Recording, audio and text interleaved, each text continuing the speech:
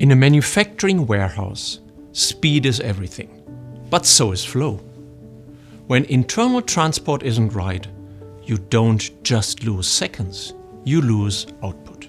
AGVs, automated guided vehicles, and AMRs, autonomous mobile robots, are driverless vehicles used for automated material transport, but they differ significantly in navigation and flexibility.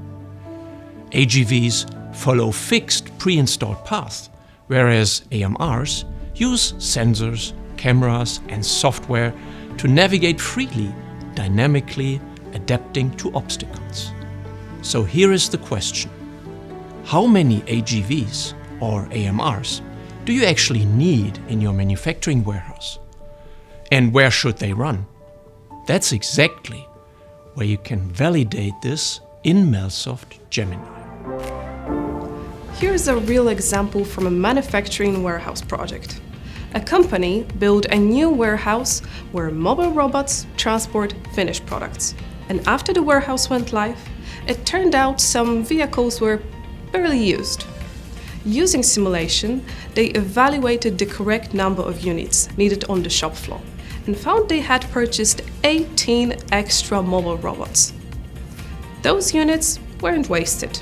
They were relocated to another warehouse that was already under construction. This is the value of simulation. You can test throughput and transport efficiency in a virtual environment first and avoid expensive assumptions. That's why MELSOFT Gemini matters in logistics warehouses. It helps you plan internal logistics with confidence before you invest, before you scale, and before problems show up in daily operation. So don't decide on instinct. Prove utilization in simulations and commit with confidence.